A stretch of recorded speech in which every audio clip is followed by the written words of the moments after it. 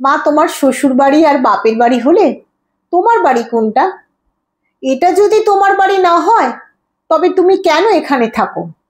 আমার 6 বছরের মেয়ে তিন্নির মুখে এমন প্রশ্ন শুনে সারা দিনের জমে থাকা রাগটা আর সারা জীবনের জমিয়ে রাখা অভিমানগুলো হুড়মুড় করে বেরিয়ে আসতে চাইল। সবে স্কুলে দিলাম ওকে, ইদানিং অনেক কিছু জানতে চায় সে, প্রশ্ন করে সবটা নিয়ে। দুটো সিজারের পর কোমরটা ভীষণ ধরে আজকাল, ভারী কাজে হাঁপিয়ে উঠি। কাল ননদকে দেখতে এসেছিল, অনেক কাজ আর রান্নায় আজ সকালে উঠতে পারছিলাম না। তখন শাশুড়ি গজগজ করছিল, আমার বাড়িতে সব হবে না, এটা তোমার বাপের বাড়ি না যে এত বেলায় বিছানায় কাটাবে, এটা তোমার শ্বশুর বাড়ি। মেয়ে সে কথা শুনেছে, তাই এই প্রশ্ন। কালকের বাসি এঁটো থালা বাসন গামলায় ডুবিয়ে একটা থালায় সাবান ঘষতে ঘষতে বললাম মেয়েকে, গিয়ে ঠাম্মিকে জিজ্ঞেস কর। মেয়ে হাওয়ার বেগে ছুটে গেল, গিয়ে ঠাম্মির কোলে বসলো। ওদের কথাগুলো আমি রান্নাঘরে বসে শুনছিলাম। জানি মেয়ের প্রশ্নের উত্তরগুলো যখন দিতে পারবে না তখন বলবে, মা শেখায় আর কি। আচ্ছা ঠাম্মি, এটা আমার বাড়ি। তোমার বাড়ি, বাবার বাড়ি। হ্যাঁ, তোমার বাবারও বাড়ি, তোমার দাদুর পিসিমণিরও বাড়ি। তাই আমরা এখানে থাকি। হ্যাঁ ও মা, আমাদের বাড়িতে তো আমরাই থাকবো। এটা মায়ের বাড়ি না হলে মা কেন থাকে? তোমার মা কোথায় থাকবে? এখানেই তো থাকবে। মা এখানে থাকলে এটা মায়ের বাড়ি না কেন? এত কথা কে শেখায় তোমায়? তোমার মা? মেয়ে জানে না এই কথার উত্তর কিভাবে দিতে হয়। তখন চকলেট দেখিয়ে বলে, যাও দাদুর কাছ থেকে চকলেট নিয়ে এসো। আমি দীর্ঘশ্বাস ফেলে আবার থালা বাসন ঘষতে থাকি। চোখের সামনে যেন ছোটবেলা ভাসতে থাকে, ঝাপসা হয়ে যায়। আমি আর 2 ভাই কত মজা করে উঠানে বসে খেতাম। মা চিড়ে ভাজা দিত, সবাইকে ভাগ করে। আমি বেশি পেতাম, কারণ ঠাম্মির ভাগের অর্ধেকটার আমার অধিকার ছিল। ঠাম্মির সাথে থাকতাম, একটা কালো মেহগনি গাছের আলমারির আয়না আর পড়ার টেবিল, আর ঠাম্মির পুরনো আলনায় আমার আর ঠাম্মির কাপড়গুলো পাশাপাশি থাকতো। জানালার উপরে থাকা সবুজ সাদা পর্দাটা যেন আমার সত্যিকারের জীবন। আমার রুম, আমার ঘর, আমার খাট, আমার আনলা, শব্দগুলো উচ্চারণ করতে কত সহজ লাগতো।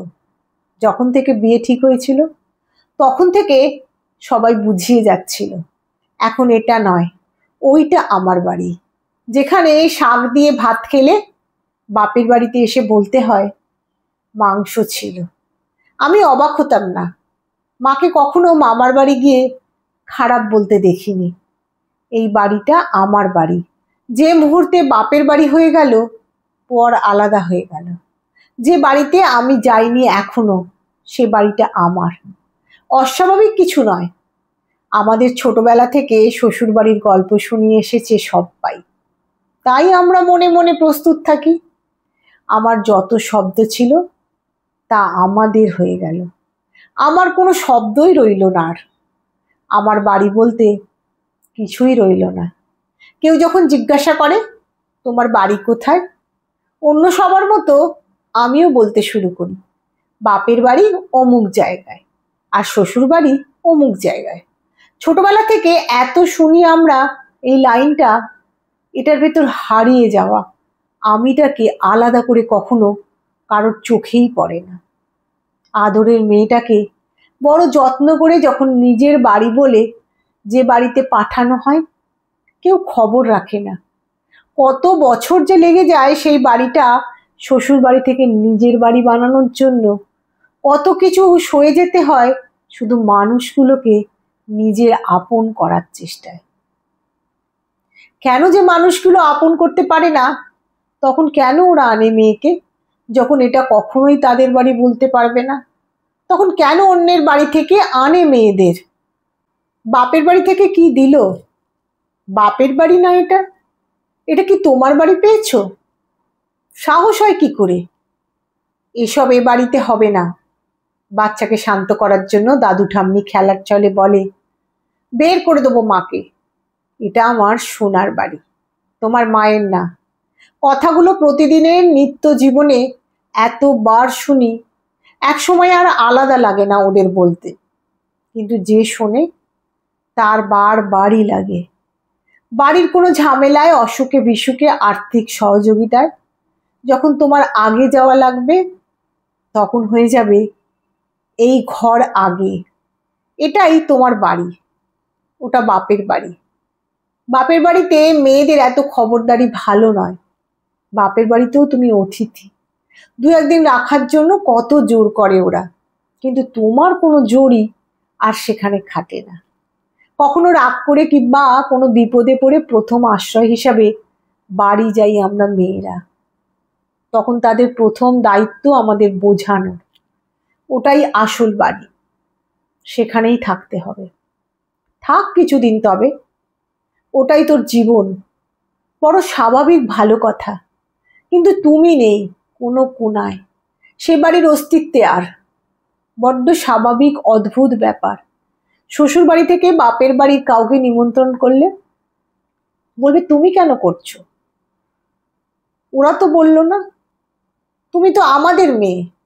যদি বাপের বাড়ি থেকে কোনো অনুষ্ঠানের জন্য শ্বশুর বাড়িতে নিমন্ত্রণ করি, তখন এরা বলবে তুমি কেন করছো, তুমি তো আমাদের বউ। ওরা বললো না তো। এই কথাগুলো সাধারণ পরিবারের বড় সাধারণ কথা।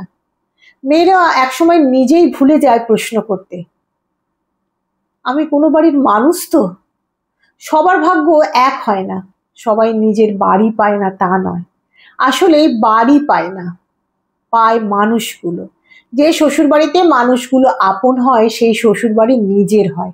আর অধিকাংশই সবটা দিয়ে শুধু পায় এই বাড়িতে এসব চলবে না, এটা তোমার বাড়ি না, তোমার কথা শুনে চলতে হবে। আমি, তুমি সবাই যেন একসময় প্রশ্ন করতে করতে ক্লান্ত হয়ে ভুলে যেতে শুরু করি প্রশ্ন করা। আমার বাপের বাড়ি আর শ্বশুর বাড়ি আছে, আমার বাড়ি কোনটা?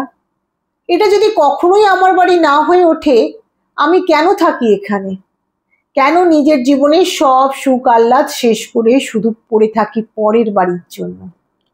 আমার বাড়ি কোনটা একটু বলো না কেউ। মেয়ে, তোমার বাড়ি কোনটা?